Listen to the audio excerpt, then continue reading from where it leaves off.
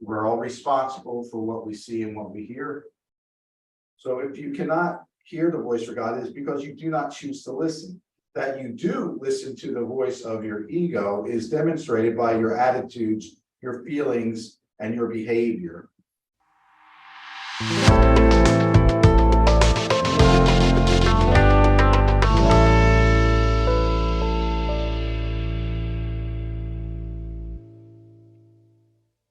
And so for anybody who doesn't know the idea of ego, according to the Course, it's not the same way I would say common psychology uses it. The ego is just an aspect of our mind that has forgotten its connection to God or to Source, and has forgotten its connection to each and every other part of God's creation. So it thinks it's separate and alone, small, not capable, it's lacking, and it's this tiny little bag of bones and water. It thinks it's this little bag of bones and water, and is very in danger all the time. So it's constantly defensive. It's like a victim, and when you're defensive, the Course says all defense is attack and all attack is defense. So we're set up through the ego's thinking to perceive everything as a slight or as an attack, or what do they mean by that, or why are they doing that to me, whatever. And the Course says the truth is, if the ego knew the truth, it would cease to exist. The ego isn't even a real thing. It's just a perspective, right? But if it were to know the truth, that you can't be harmed. The truth of you, the truth of us cannot be harmed. Not a word somebody says, or a thing they do, or do without you or with you, whatever, can harm you in any way. A body can be harmed. That is true. But the Course says you are not a body. You're much more than a body. A body is an experience you're having via the ego idea of a body. You have a body, or seem to have a body, because we believe we are a body. The only thing that holds all this light together to look like a solid thing is the belief that we are it, and the desire to be it.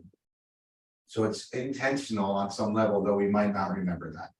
And so the body can be harmed, but the truth of you cannot, nor can it die or disappear or go away in any way. It's eternal, just like its source. So the ego is actively denying that, ignoring it, and believing it is at the effect of everything outside of itself, when in truth, the Course says there is nothing outside of you, and there's nothing that can affect you because you are cause. And everything that seems to be happening to you, you are causing through your interpretations, judgments, and thoughts in your mind. And so the forgiveness we offer others, when we say, I want to see the truth in you or in that situation, is really our own. The real forgiveness is for us. As we forgive what we think is outside, we start to remember or see the truth about ourselves. Because whatever we're seeing outside of us is a projection of whatever we think we're seeing outside of us is a projection of what we believe is within us. We all sort of know this, but we don't want to know it. And it's like when you accuse a person of a thing, you couldn't even think of accusing them of that thing unless you already thought you were that thing, or you've done that thing, or you know what it is to do that thing. Right? It's a projection. And at this level, you can't even possibly know who's over there, or what they're actually doing, or why they're doing it. All what we're seeing or believing is coming from us, something we've made up. Again, you can see, okay, the guy crossed the street, he came across onto my sidewalk, and he stepped on my foot. That happened. You can see that. That's discernment. But then where we get into trouble is when the judgment kicks in. So judgment and discernment aren't the same thing. So at this level, there's the Course says it's like a movie. There's a movie playing that we've chosen. We're creating. We are the director, we're the writer, we're the one who hires all the actors, and we are acting the play and the movie ourselves.